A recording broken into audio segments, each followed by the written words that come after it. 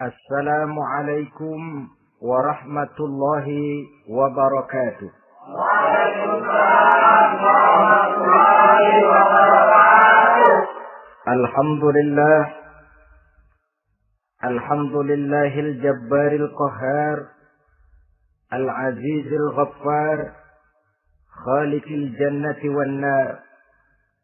Wassalatu wassalamu ala sayyidina wa maulana Muhammadinil Mukhtar wa ala alihi wa ashabihil adhar. Amma ba'du. Saudara-saudara kaum muslimin rahimakumullah. Pada pertemuan kali ini kita akan membicarakan tentang neraka dan calon-calon penghuninya. Sesungguhnya kalau kita bicara tentang neraka, artinya kita bicara tentang akhirat. Dan kalau kita bicara tentang akhirat, kita bicara tentang alam gaib yang merupakan salah satu dari rukun iman yang 6, percaya kepada alam gaib. Kalau sudah bicara alam gaib, maka ini di luar batas kemampuan nilai-nilai ilmiah dan di luar batas kemampuan renungan filsafat. Ilmu pengetahuan akan buntu kalau sudah membicarakan alam gaib. Artinya, kehidupan di akhirat itu tidak bisa diteliti secara ilmiah. Filsafat pun akan ngambang kalau sudah membicarakan kehidupan di alam gaib. Karena itu kalau kita kembali kepada logika, jika kita ingin mengerti tentang caranya membuat bangku, kita pergi ke tukang bangku dan bertanya kepadanya. Kita ingin mengerti cara membuat mobil, kita pergi ke tukang mobil, ke bengkel mobil, dan bertanya kepada ahlinya. Pun dalam urusan alam gaib, sudah sewajarnya kita kembali kepada penjelasan dari Sang Pencipta alam gaib, yakni Allah Subhanahu wa Ta'ala.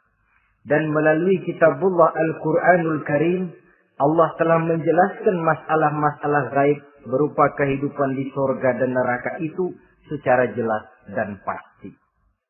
Dengan kata lain, di dalam membicarakan tentang neraka ini, yang menjadi dasar daripada pemikiran kita adalah rasa iman kepada Allah Subhanahu wa Ta'ala.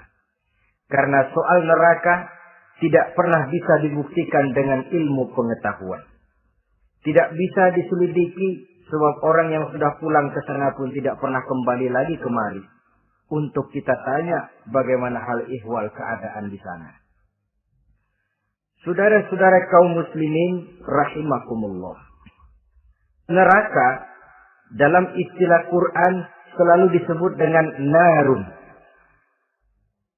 yaitu suatu tempat di akhirat nanti yang wujudnya berupa api yang bergejolak, bernyala dengan teramat dahsyatnya, sehingga dapat mengelupaskan kepala setiap orang dan menjulang ke hati.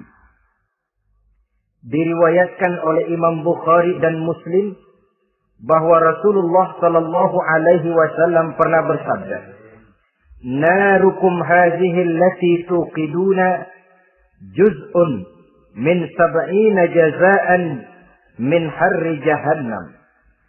Qalu, "Wallahi in kanat lakafiyatun ya Rasulullah."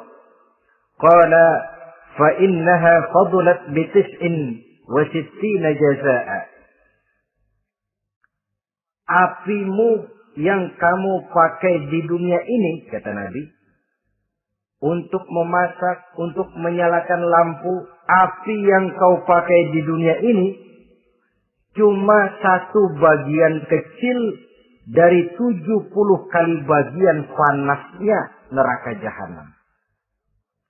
Sahabat waktu itu terperanjat lalu berkata, "Wallah, in kanat lakafiyatun ya Rasulullah." Ya Rasul, api di dunia ini saja sudah cukup untuk menghanguskan kami, untuk menghanguskan apa yang ada. Bersabda Rasulullah Sallallahu Alaihi Wasallam, maka sesungguhnya api neraka itu dilebihkan panasnya dengan 69 kali daripada panasnya api di dunia ini. Jadi sepanas-panasnya api yang pernah kita rasakan di dunia ini, maka api di neraka nanti 69 kali lebih panas dari api yang kita rasakan paling panas di dunia. Hadis yang senada dengan penjelasan ini di samping Jawahirul Bukhari, kita bisa menemukannya dalam Mukhtasar Tafsiratul Qurtubi dan Mukhtasar Ibnu Abi Jamrah misalnya. Saudara-saudara kaum muslimin rahimakumullah. Sehingga boleh jadi seringan-ringan azab penduduk neraka di akhirat nanti, kata Nabi, seorang yang di telapak kakinya diletakkan kerikil neraka yang sangat kecil, lalu mendidih otaknya. Itu seringan-ringannya. Di tapak kakinya diletakkan kerikil neraka yang oleh karena panasnya lalu mendidih otaknya. Itu yang paling ringan. Nggak apa-apa. Cuma segitu aja. Di telapak kakinya ditaruh kerikil, otaknya lalu jadi mendidih karena menahan panas. Pantas kalau suatu hari Luqmanul Hakim pernah memberikan nasihat kepada anaknya. Kata beliau, anakku, kerjakanlah dosa seberapa kekuatanmu menanggung azab Allah.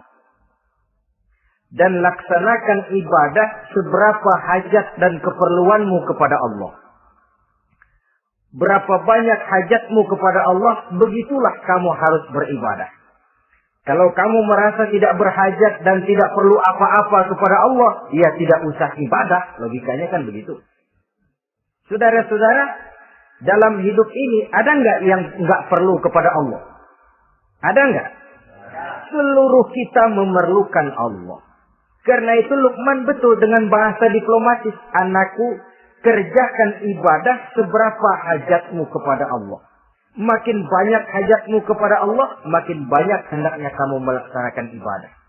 Tapi kalau kamu sudah bisa merasa bisa hidup tanpa Allah, persilahkan kamu tidak usah ibadah.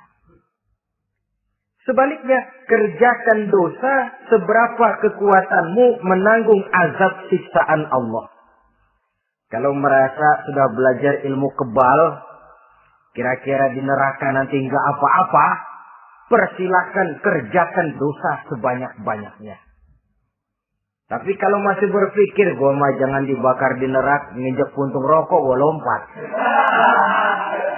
Kalau masih berpikir ke situ, ya hati-hati, saudara-saudara. Nah, sebagaimana surga, neraka pun ada pintu-pintunya.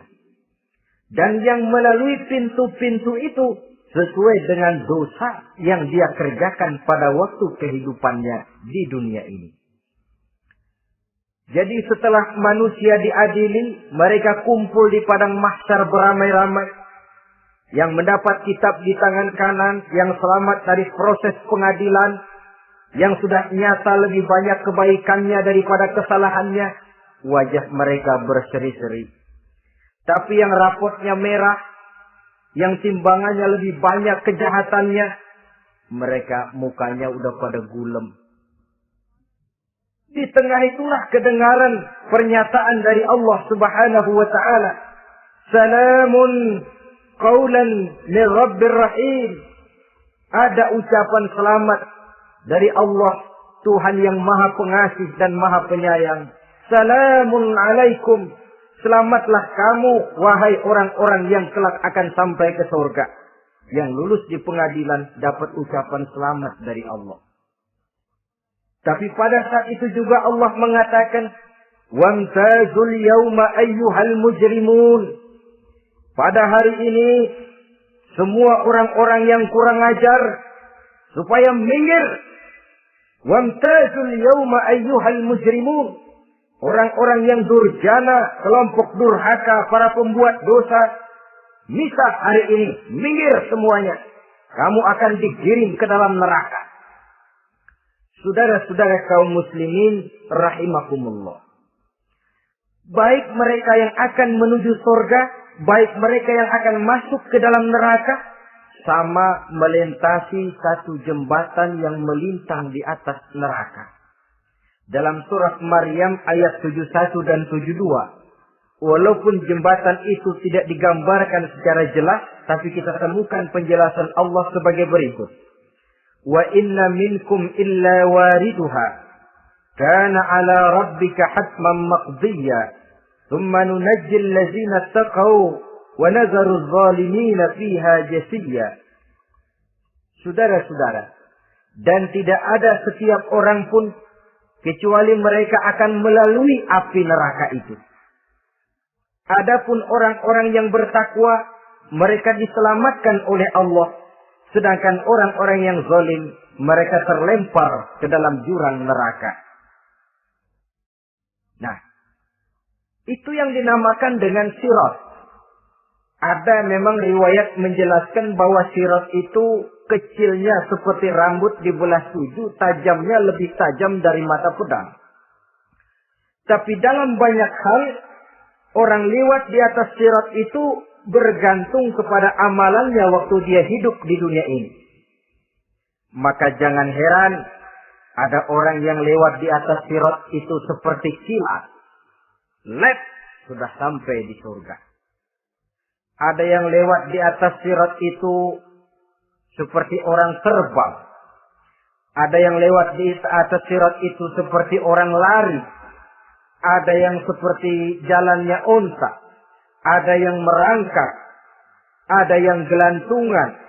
Ada yang sudah hampir sampai ke tepian sana untuk masuk ke dalam surga. Terpeleset nyemplung juga ke dalam neraka. Sesuai dengan amalan pada waktu mereka hidup di kehidupan dunia yang sekarang ini. Saudara-saudara kaum muslimin rahimakumullah. Apabila orang terperosok lalu masuk ke dalam neraka, bagaimanakah ihwal keadaan di neraka? Panasnya sudah kita jelaskan tadi. 70 kali lipat dari sepanas-panasnya api di dunia ini. Lalu orang-orang yang masuk ke dalam neraka, mereka juga mendapat pakaian, makanan, minuman, perhiasan. Tapi makanannya, minumannya, perhiasannya lain dengan orang-orang yang sampai di surga. Mereka juga diberikan buah-buahan, sebab di neraka juga ada pohon. Namanya pohon zakum.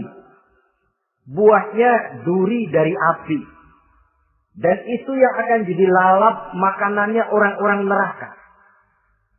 Di dalam surah As-Saffat ayat 64-65 Allah Subhanahu wa taala menjelaskan, "Innaha sajaratun takhruju fi aslil jahim, tal'uha ka'annahu ru'usus sayatin." Sesungguhnya pohon zakum itu adalah satu pohon yang akarnya keluar dari dasar neraka, yang buahnya seperti kepala setan. Ini sudah untuk bahasa yang sangat menyeramkan ini. Pohon itu tumbuh dari dasar neraka, buahnya mirip kepala setan. Itu akan dijadikan makanannya orang-orang yang ada di dalam neraka. Perhiasannya apa? Surah Al-Insan ayat 4. Inna a'tadna lil kafirina salasilan wa aghlalan wa sa'ira. Sesungguhnya kami sediakan bagi orang-orang kafir itu di dalam neraka segala macam rantai, cambuk-cambuk dan belenggu-belenggu neraka terbuat dari api neraka, siap untuk merantai, membelenggu dan mencambuk mereka. Jadi dikasih perhiasan, lehernya dikalungin rantai, tangannya dipakein belenggu, ada cambuk-cambuk yang seluruhnya terbuat dari api neraka. Begitu mereka sampai ke pintu neraka yang namanya malaikat Zabaniyah, penjaga neraka, udah bukan main gemesnya dah. Ya, nyambutnya nggak ada ramahnya, lain sama malaikat Ridwan, penjaga surga. ramah, murah senyum. Begitu orang mau masuk surga, salamun alaikum tibtum fadkhuluha khalidin. Keselamatan atas kamu, sungguh kamu telah beruntung. Sekaranglah masuk kamu ke dalam surga dan kekalah tinggal selama-lamanya di sana. Ramah, murah senyum, selamat datang, selamat tiba di tempat yang penuh kenikmatan. Mari persilahkan. Ini malaikat Ridwan. Malaikat Malik, malaikat Gabaniyah lain lagi. Dia nungguin pabrik. Sadis menerima. Matanya melotot. Ini dia. Manusia-manusia kurang ajar. Yang waktu di dunia sudah datang para rasul. Sudah turun agama. Sudah datang Al-Quran. Tapi belagak pilon. Ini loh. Nih rantai. Belenggu. Lalu dirangkeng. Dimasukkan ke dalam neraka. Na'udzubillah. Summa na'udzubillah. Saudara-saudara. Lalu terpikir oleh kita. Kalau begitu panasnya api neraka. Sekali lempar orang terus mati dong. Ya enak kalau boleh begitu sih. Begitu dilempar ke neraka terus mati. Enak. Ternyata tidak. Kepedihan neraka adalah kepedihan yang kekal dan terus menerus. Tidak satu saat pun orang-orang di dalam neraka pernah merasakan kesenangan. Tidak sesaat pun. Kali semenit kayak ngaso. Enggak, terus menerus berada dalam kepedihan yang tiada tara. Al-Quran menjelaskan. Kullama nadijat juluduhum. Baddalnahum juludan ghairaha. Apabila hancur kulitnya. Kami ganti dengan kulit yang baru. Supaya apa? Liyazukul azab. Biar dia rasain azab. Rasain dulu. Hancur kepalanya. Buletin lagi. Hancur kulitnya. Bikin lagi. Berantakan isi perutnya. Disempurnakan lagi. Digiling lagi. Terus menerus begitu. Tidak sedetik pun penduduk neraka itu pernah mengalami istirahat. Barangkali pakai jam istirahat lumayan. Ini enggak ada. Ada bel, keneng, istirahat, azab dicabut. Tidak. Terus menerus dan selalu begitu. Satu detik saja pun mereka tidak pernah istirahat dari siksaan dan azab yang mereka terima. Saudara-saudara kaum muslimin rahimakumullah. Lalu bagaimana keadaan mereka? Ada orang-orang di dalam neraka itu yang dikenakan pakaian dari api neraka. Luar biasa. Dikasih pakaian dinas dari api. Kemudian kepalanya dituangi air yang sedang mendidih. Yang dengan tuangan air itu dihancur luluhkan segala isi perutnya dan kulit-kulitnya. Setelah itu mereka dicambuk dengan cambuk-cambuk dari besi. Apabila mereka hendak keluar dari neraka, mereka dicampakkan kembali ke dalamnya. Dan dikatakan kepada mereka, rasakan siksaan yang membakar ini. Dalam surah Al-Hajj ayat 19 sampai 22, kita bisa simak firman Allah Subhanahu wa taala. Falladzina kafaru qutti'at lahum thiyabun min nar yusabbu min fawqi ru'usihimul jahim yus'aru bihi ma fi butunihim wal julud wa lahum maqami'u min hadid kullama aradu an yakhruju minha min ghammin u'idu fiha wa zuqu 'azabal hariq na'udzubillah summa na'udzubillah. Diberikan pakaian dari api, melolong, menyayat, dia memilukan, merinci dan meraung-raung. Lalu kepalanya diguyuri dengan air yang sangat mendidih. Hancur luluh isi perutnya, masih dicambuk lagi dengan cambuk-cambuk dari besi. Mereka merambat, mereka meraung, mereka hendak lari. Mereka ingin keluar dari neraka.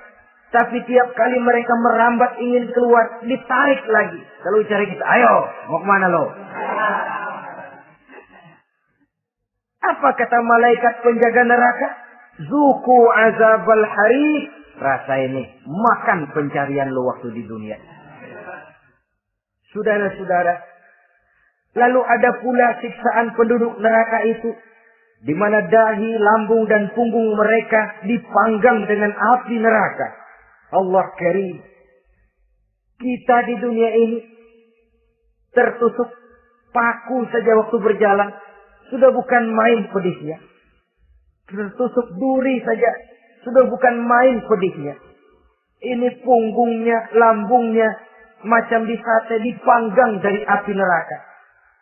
Dalam At-Taubah ayat 35, kita temukan firman Allah, "Fi nari jahannam fatukwa biha ibahuhum wa junubuhum wa zuhuruhum." Na'udzubillah summa na'udzubillah. Kemudian ada pula penduduk neraka itu yang disiksa, lehernya diikat dengan rantai. Mereka spontan diseret-seret dengan sekeras-kerasnya dan dilemparkan ke dalam lautan air yang sedang mendidih. Kemudian mereka dibakar dalam api yang bergejolak dan menyala-nyala. Pada surah Al-Mu'min ayat 71 dan 72, Allah Subhanahu wa taala menjelaskan, "Izil aghlalu fi a'naqihim was-salasil yushabuna fil hamim thumma fin nari yusjarun." Ketika belenggu dan rantai dipasang di leher mereka supaya mereka diseret ke dalam air yang sangat panas, kemudian mereka dibakar dalam api. Ada lagi penduduk neraka yang dipegang jambulnya lalu diseret ke tengah-tengah neraka, kemudian kepalanya digerujugi dengan air yang mendidih seperti yang dijelaskan dalam surah Ad-Dukhan ayat 47 dan 49. Pendeknya, azab dan siksaan neraka itu sesuailah dengan amalan dosa yang dikerjakan manusia pada waktu kehidupan di dunia ini. Maka dalam puncak perjalanan Mi'raj misalnya, kepada Rasulullah Sallallahu Alaihi Wasallam diberikan berbagai macam penglihatan sebagai contoh dan tamsil dari kehidupan di dunia ini. Sejak dari penglihatan di jalan sampai kepada penglihatan surga dengan segala kenikmatannya dan neraka dengan seluruh azabnya, seluruhnya merupakan contoh teladan. Misalnya dalam perjalanan ketika hendak Mi'raj itu, sebelum berangkat Rasul disodorkan 2 minuman. Segelas berisi arak, segelas lagi berisi susu. Kata malaikat Jibril, "Ambillah salah satu minuman itu ya Muhammad." Lalu Rasul dengan tidak ragu-ragu, mantap betul beliau mengambil gelas yang berisi susu, lalu beliau minum. Setelah beliau minum itu, malaikat Jibril berkata, "Shaddaqta ya Muhammad." Engkau telah benar Muhammad. Laqad asabtal haqq, pilihanmu tepat. Kenapa ya Jibril? Untung susu yang kamu minum Muhammad. Kalau arak yang kamu ambil, pasti umatmu bakal jadi umat yang teler semua. Ini pun satu contoh buat kita semua, bahwa dalam kehidupan kita selalu berhadapan dengan susu dan arak, berhadapan dengan hak dan batil, berhadapan dengan benar dan salah. Maka hati-hati kita jangan sampai salah pilih karenanya.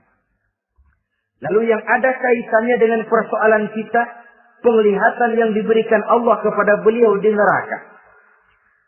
Beliau melihat sekelompok orang dilontari kepalanya dengan batu dari api neraka.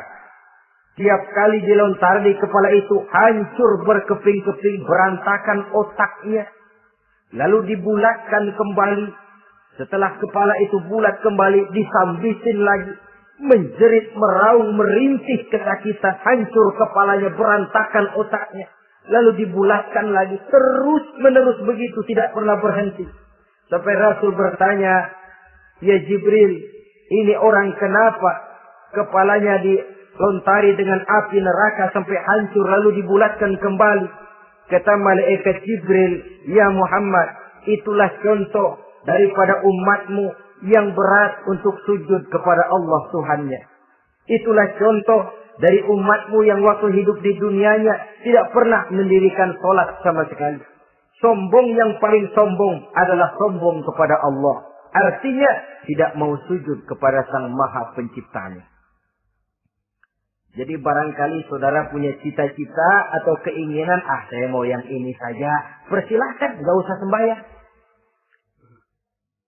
Lalu ada lagi sekelompok kaum, perutnya besar, sebesar rumah, dililit dengan kala dan ular dari api neraka, diseret-seret dia di jurang neraka, dipatoki ular, hancur perutnya, dibulatkan lagi perut itu, diseret kembali, hancur lagi, dibulatkan lagi, terus menerus seperti itu. Kata Nabi Jibril, ini apa lagi? Kata malaikat Jibril, wahai Muhammad, inilah contoh daripada umatmu yang waktu di dunia suka makan riba alias renten dan suka makan harta anak yatim, suka ngobyekin anak yatim. Sok jadi pengasuh anak yatimnya lapar, pengasuhnya yang pada kenyang. Saudara hadirin yang saya muliakan, orang yang makan riba alias renten, orang yang makan harta anak yatim, begitu gambaran yang diperlihatkan kepada baginda Rasulullah Sallallahu Alaihi Wasallam. Sebagian lagi ada penduduk neraka yang kukunya terbuat dari tembaga dari api neraka. Panjang sangat kukunya itu. Lalu mencakar-cakar mukanya sendiri. Hancur mukanya, berantakan, dicakari oleh kukunya itu. Lalu dibulatkan lagi. Dicakar lagi. Hancur lagi. Dibulatkan lagi. Pengangguran benar ya orang. Muka sendiri, dicakarin sendiri. Ya Jibril, ini tamsil apa Jibril? Ya Muhammad, itulah contoh dari umatmu yang pada waktu di dunianya nggak pernah rukun sama sesama saudaranya muslim. Suka nyari aib orang lain. Suka ngejelekin orang lain, padahal orang lain itu saudaranya seakidah. Kan sama dengan nyakar muka sendiri namanya. Menepuk air di dulang, terpercik muka sendiri. Kejelekan saudaranya dikorek-korek, aib saudaranya diobral di pasar umum. Orang macam itu nanti tangannya akan tumbuh kuku panjang dari tembaga yang akan mencakar dan mengoyak-ngoyak mukanya sendiri. Itu kita bisa lihat nanti. Oh, ini yang waktu di dunia suka ngorek-ngorek kesalahan orang tuh lagi pada nyakarin mukanya. Oh, begitu. Saudara-saudara kaum muslimin rahimakumullah. Oleh karena itu Nabi ajarkan kita, tuba liman saghalahu aibuhu an uyubin nas. Beruntung orang yang aib dan kekurangan pada dirinya menyebabkan dia sibuk sampai enggak sempat ngorek-ngorek aib dan kekurangan orang lain. Introspeksi. Beruntung orang yang celak dirinya menyebabkan dia sibuk dan tidak sempat ngorek-ngorek aib pada diri orang lain. Ada pula di antaranya dilihat oleh Rasul. Di antara penduduk neraka itu orang yang lidahnya terjulur memanjang. Kemudian dipotong lidah itu dengan gunting dari api neraka. Menjerit dan memekik ia menahan sakit yang tiada tara. Sampai Rasul bertanya kepada malaikat Jibril, kalau ini tamsil apa lagi ya Jibril? Kata malaikat Jibril, wahai Muhammad, inilah contoh dari umatmu, orang-orang yang waktu di dunia tidak pandai menjaga lidahnya, suka menggunjing orang, suka memfitnah orang, suka ghibah dan namimah, suka ngomongin orang di belakang yang bersangkutan.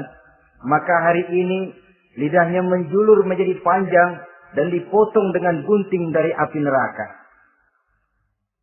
Lalu Rasul juga melihat sekelompok orang perempuan tergantung rambutnya dari gantungan api neraka.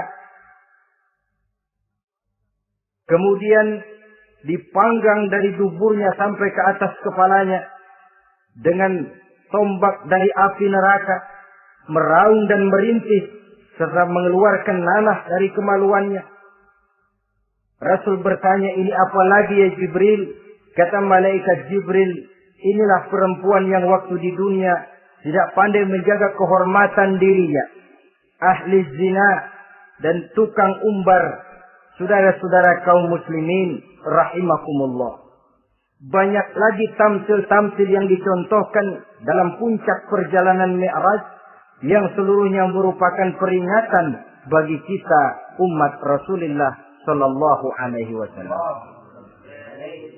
Nah, kemudian sekarang marilah kita bicarakan neraka itu satu demi satu.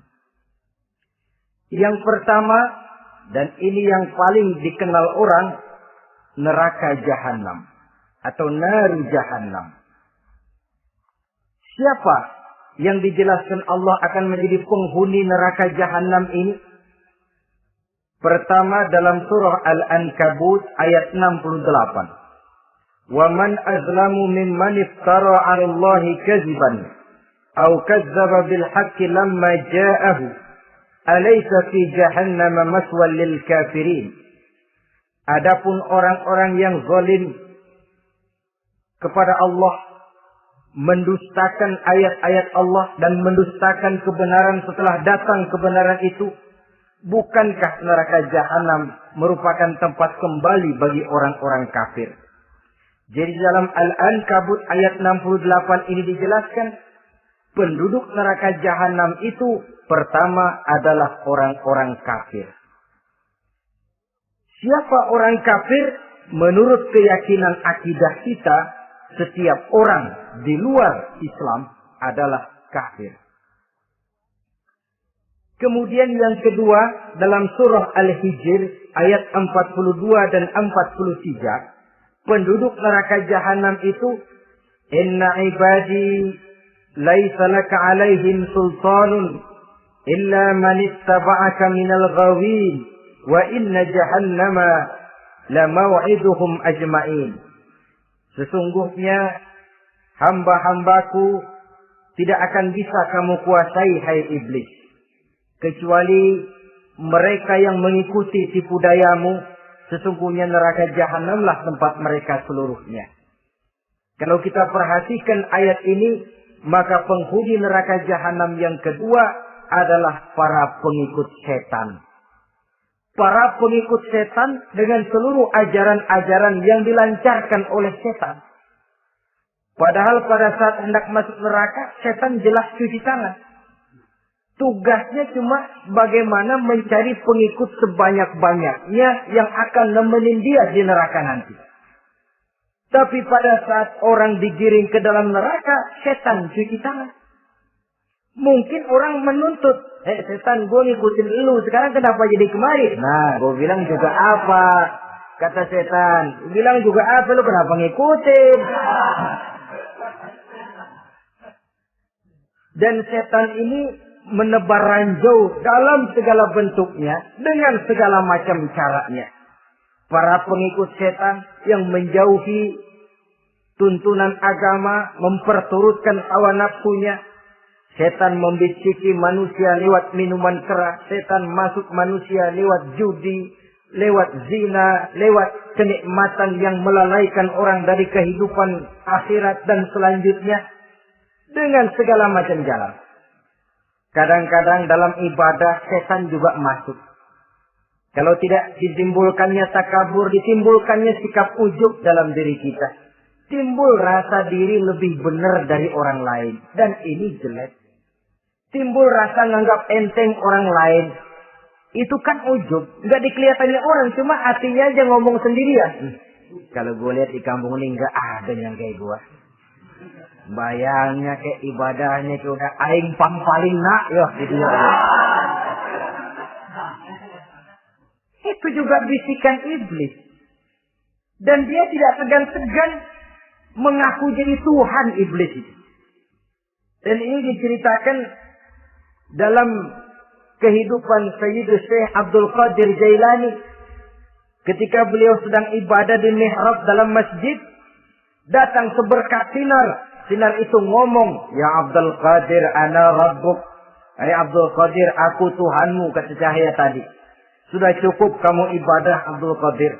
Sembayangmu udah banyak, puasamu udah banyak, jihadmu cukup.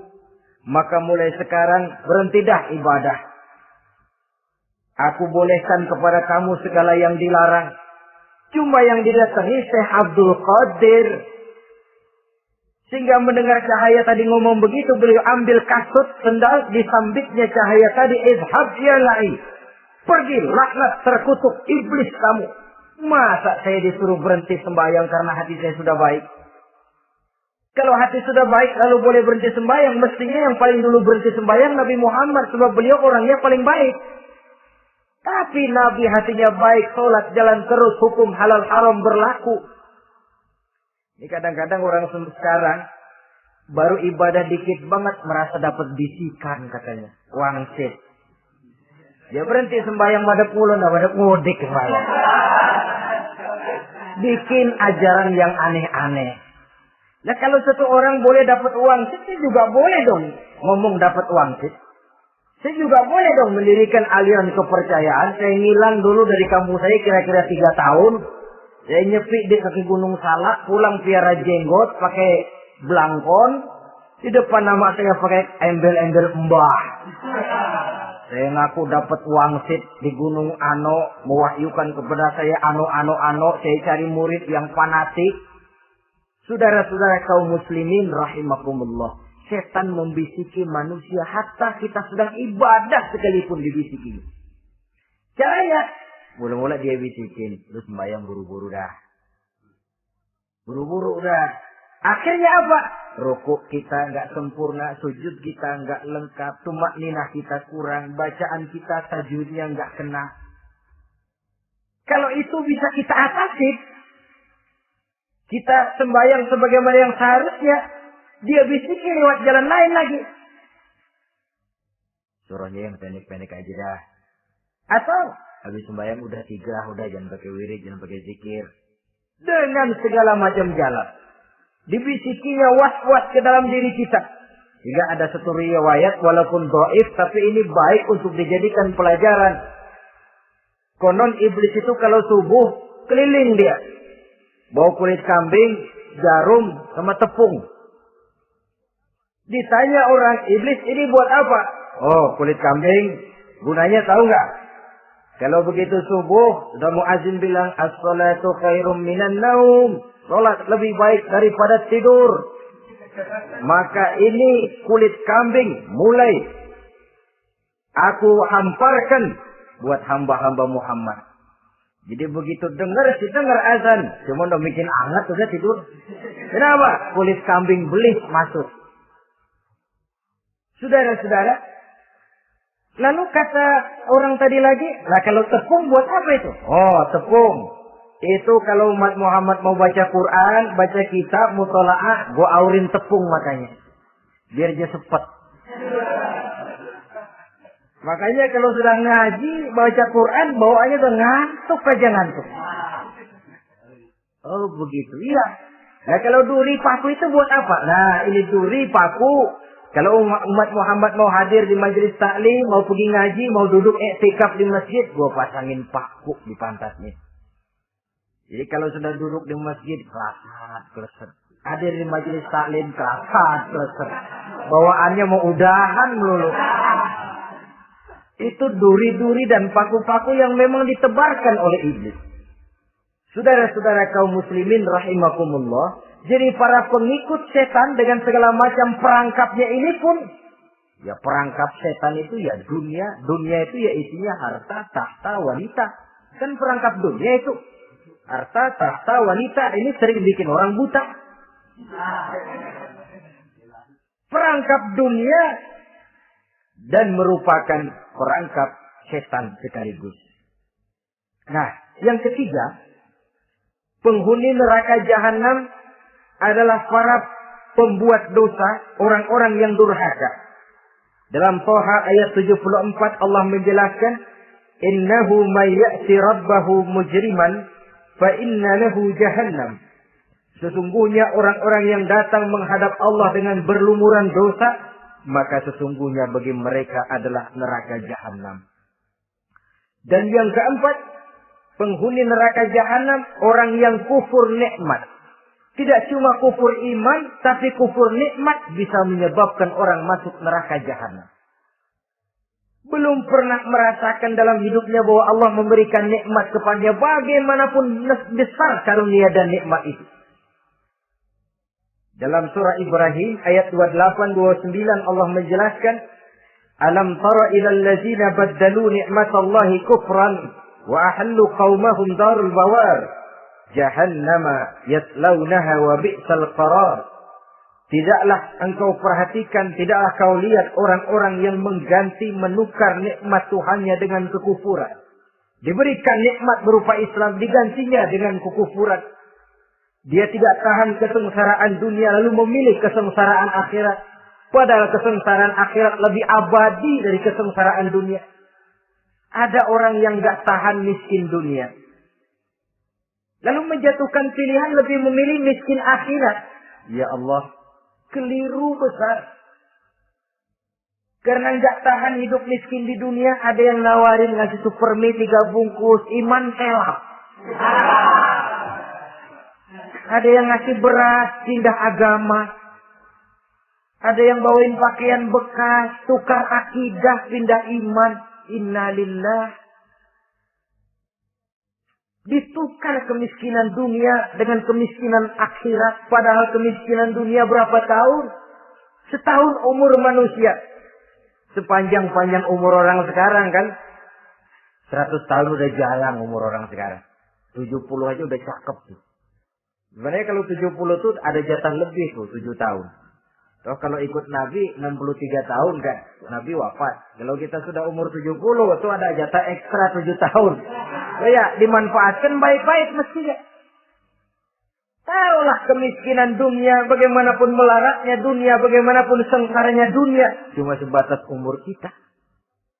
Tapi kalau nikmat Islam ini harus kita tukar dengan yang lain. Baddalu ni'matallahi kufran. Menukar, mengganti nikmat yang diberikan Allah dengan kekufuran. Artinya kita menukar kemiskinan sementara dan kita memilih kesengsaraan dan kemiskinan abadi. Di akhirat kita miskin, di neraka kita miskin, miskin abadi. Di neraka kita sengsara, sengsara abadi. Saudara-saudara kaum muslimin rahimakumullah.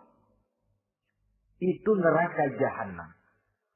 Yang kedua dinamakan neraka jahim. Siapa mereka ini para penghuninya?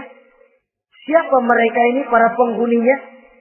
Pertama dalam surah At-Takatsur, yaitu orang-orang yang bermegah-megah dengan dunia, menumpuk-numpuk harta, lalu lupa dengan kesibukan harta itu, lupa kepada kehidupan yang akhirat nanti.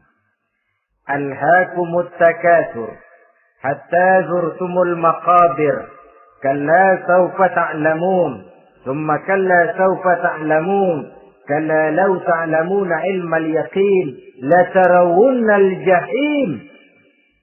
Kamu telah lalai akibat apa? At-takatsur. Ini penyakit pertama yang menyebabkan orang sampai ke neraka jahil.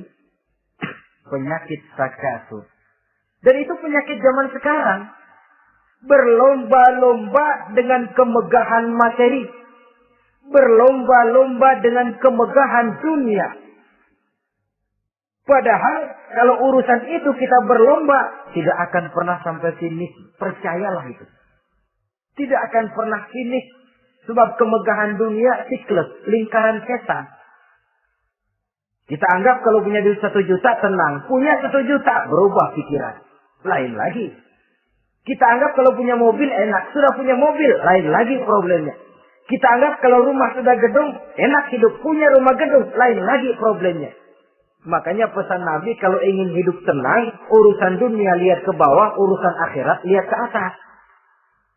Sering dicontohkan kalau punya mobil, bilang Alhamdulillah kita punya mobil, tangga kita cuma punya motor. Kata yang punya motor, syukur banget kita punya motor, tangga kita punya sepeda doang. Kemana-mana kekejet mulu. Dayung. Kata yang punya sepeda, Alhamdulillah kita punya sepeda, tetangga kita cuma jalan kaki, kemana-mana ngetuk mulu. Kata yang jalan kaki, Alhamdulillah masih bisa jalan, tangga kita sebelah lumpuh bertahun-tahun nggak kemana-mana. Kata yang lumpuh, Alhamdulillah masih hidup, tangga kita kemarin mati nggak balik lagi. Itu dalam urusan dunia. Sehingga sifat takasur ini hilang. Tapi urusan akhirat, lihat ke atas. Kalau dia begitu sibuknya bisa jaga sholat, kenapa saya tidak? Kalau dia hidupnya sederhana, rajin sedekah, kenapa saya yang lebih kok enggak sanggup? Kalau dia bisa baca Quran, kenapa saya enggak? Lalu timbul gairah ingin mencontoh. Mencontoh orang dalam urusan ibadah menimbulkan ketenangan jiwa. Dan itu ada garis finishnya. Tapi kalau yang lumpuh lihat yang bisa jalan, lihat yang naik sepeda, yang sepeda naik punya lihat motor, sudah punya motor, lihat mobil, lihat pesawat terbang, lihat kereta api. Kapanlah awaknya mau bersyukur? Yang ada kurang saja padahal nikmat itu tidak pernah berhenti. Bukan dilarang orang kaya. Tetapi perlombaan memperkaya diri itu yang dilarang. Karena kalau sudah perlombaan namanya jor-joran sifatnya. Prinsipnya tujuan menghalalkan cara ini yang dijaga oleh agama. Saudara-saudara, selain penyakit takasur yang menyebabkan orang sampai ke neraka jahim, juga perbuatan durjana. Dalam Al-Infitor ayat 13-14, innal abrara lafi na'im wa innal fujjara lafi jahim. Orang-orang yang berbakti, berbuat kebajikan, mereka akan mendapatkan neraka surga naim. Tetapi orang-orang yang fujar, durjana, kurang ajar, durhaka, lafi jahim, mereka akan mendapatkan neraka jahim. Lalu siapa lagi penghuni jahim itu? Orang-orang yang menentang dan menantang ayat-ayat Allah. Wallazina sa'au fi ayatina mu'ajizin ulaika ashabul jahim. Dan orang-orang yang berusaha menantang ayat-ayat Allah sehingga melemahkan orang-orang yang mau mengikuti rasul-rasul Allah. Menantang ayat Allah dan membuat lemah orang yang mengikuti rasul. Melemahkan semangat orang yang mau mengikuti khitbah dan perjalanan Rasul. Kamu bangun masjid, iya. Berat, jangan. Jangan aja kapok. Majelis taklim, pahit. Ngaji, berat, melemahkan ini. Sudah dia rusak, merusak lagi. Kalau rusak kan cuma sendirian. Ini tidak, sudah rusak, merusak. Mu'ajizin, melemahkan orang-orang yang mau mengikuti ayat-ayat Allah. Dan itu tidak jarang zaman sekarang ini. Orang yang melemahkan semangat kita dalam berjuang menegakkan kebenaran. Kita yakin Islam agama yang benar, kita yakin Islam agama yang sempurna. Ada saja orang yang melemahkan semangat kita. Yang berteori bahwa ada ayat-ayat Quran yang tidak relevan lagi dengan situasi dan kondisi. Yang berteori bahwa Nabi Muhammad cuma sebagai manusia biasa yang tidak terlepas kemungkinan dari salah. Pendeknya melemahkan nilai-nilai semangat kita untuk memperjuangkan Islam ini. Ini pun termasuk mu'ajizin. Mereka akan menemukan nanti di akhirat kapling di dalam neraka yang dinamakan neraka jahim. Na'udzubillah summa na'udzubillah. Yang ketiga, saudara-saudara, di antara nama neraka itu adalah neraka hawiyah. Siapa penghuni neraka hawiyah ini? Dalam surah Al-Qari'ah ayat 8-11 dijelaskan secara simpel, wa amma man khaffat mawazinuhu fa ummuhu hawiyah. Adapun orang-orang yang ringan timbangan kebaikannya, maka tempatnya adalah neraka hawiyah. Artinya, orang ini lebih berat timbangan kejahatannya. Sedikit kebaikannya, sehingga jadi ringan di timbangan akhirat nanti. Sholat. Puasa. Zakat. Tapi dosa yang dikerjakan masih lebih banyak ketimbang kebaikan yang dikerjakannya itu. Maka orang semacam ini apabila tidak mendapat syafaat, maka dia akan masuk ke dalam neraka yang namanya neraka hawiyah. Lalu yang keempat, neraka wail. Dalam surah Al-Ma'un ayat 1-7 garis besarnya yang mendapat neraka wail adalah para pendusta agama. Siapa sih pendusta agama itu? Ara'aita allazi yukazzibu bid-din? Tidakkah kamu lihat siapa orang-orang yang mendustakan agama? Mendustakan agama. Beragama tapi bohong. Salatnya bohong. Hajinya bohong. Puasanya bohong. Mendustakan agama. Siapa mereka? Fadzalikal ladzi yad'ul yatim. Pertama, orang yang suka menghardik anak yatim. Anak yatim yang lemah, anak yatim yang tidak berdaya, yang hidup dipayungi kemiskinan dan kekurangan, bukan ditolongnya, malah dihardiknya. Jangan lupa, saudara yang sudah 2-3 kali pergi ke Makkah, saudara yang khusyuk dalam sujudnya, saudara yang mantap dalam puasanya, mungkin saja bisa terhalang masuk ke dalam surga. Karena di samping rumah saudara, ada anak yatim merintih menahan lapar dan haus. Saudara tahu, saudara mampu, tapi saudara diam saja tidak mau mengulurkan tangan. Mungkin itu yang akan mengganjal saudara untuk masuk ke dalam surga. Wala yahuddu ala ta'amil miskin. Mereka membiarkan fakir miskin, tidak memberikan makan. Kemudian fawailul lil musallin. Mereka juga melalaikan salat. Allazina hum an salatihim sahun. Allazina hum yura'un. Mereka juga riak di dalam amalnya. Saudara hadirin kaum muslimin rahimakumullah. Melalaikan salat, kemudian riak dengan amalnya, termasuk amalan salatnya. Kalau jadi imam, bahasanya dibuat sepasih-pasihnya, surahnya yang panjang-panjang, paling pendek sabbihi sama wadduha. Tapi kalau sholat sendirian cukup qul huwallahu ahad sama inna a'tainakal kautsar. Hilang lagi nilai keikhlasannya. Dan terakhir, mereka enggan untuk membayar zakat. Yang memenuhi ciri-ciri inilah yang dikatakan sebagai pendusta agama. Menghardik yatim, membiarkan fakir miskin, melalaikan sholat, ria, dan enggan membayar zakat. Mereka divonis mendapat neraka wail. Seperti dalam surah Al-Ma'un ayat 1 sampai dengan 7. Saudara-saudara kaum muslimin rahimakumullah. Yang kelima, neraka sa'ir. Neraka sa'ir ini pertama buat mereka yang memakan harta yatim. Kalau tadi tidak mau membantu, ini malah membantu tapi tujuannya malah ngobyekin anak yatim.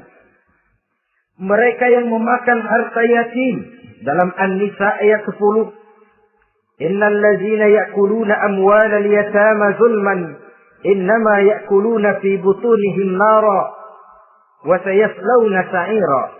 Sesungguhnya orang-orang yang memakan harta anak-anak yatim dengan zalim, mereka sebenarnya telah memakan neraka, memasukkan api neraka ke dalam perutnya. Mereka akan dilontarkan ke neraka sa'ir. Selain itu, orang-orang yang mengingkari apa yang diturunkan oleh Allah Subhanahu wa Ta'ala, mengingkari kebenaran Quran, mengingkari Rasul, pendeknya mengingkari Islam, dijelaskan dalam surah Luqman ayat 21. Yang keenam, saudara-saudara, yang dinamakan dengan neraka lago namanya. Pertama, untuk pembangkang dan orang yang menjauhi agama. Yang kedua, orang yang berpaling dari kebenaran. Dan yang ketiga, orang yang suka menumpuk-numpuk harta dan menyimpannya. Tidak mau membayar zakat, infak, apalagi sedekah. Ini kita temukan penjelasannya dalam surah Al-Ma'arij ayat 15 dan 17. Yang ketujuh dinamakan neraka Sakor. Siapa penghuni neraka Sakor ini? Pertama, orang yang tidak pernah sholat. Yang kedua, tidak pernah memberi makan orang-orang miskin. Yang ketiga, ahli membicarakan yang batil. Strategis betul dia, ulung kalau sudah mengatur kebatilan. Kemudian yang keempat, orang yang mendustakan hari akhir. Dalam surah Al-Muddatsir ayat 42 sampai 47, kepada penduduk neraka Saqar ditanya, "Ma salakakum fis saqar?" Apa yang menyebabkan kamu masuk ke dalam neraka Saqar? Qalu lam naku minal musallin wa la naku nut'imal masakin wa kunna nakhudu ma'al khaidin wa kunna nukazzibu yaumaddin. Mereka menjawab, kami di dunia tidak pernah sholat, tidak pernah memberi makan fakir dan miskin. Kami selalu berkumpul dengan orang-orang yang batil dan membicarakan kebatilan, dan kami mendustakan adanya hari akhir.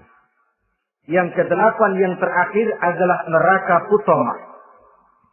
Ini diperuntukkan bagi para pengumpat, pencela, para penghina orang lain, mencari aib saudaranya, kemudian juga mereka menumpuk, menghitung-hitung harta, lalu kikir dan bakhil dengan hartanya itu.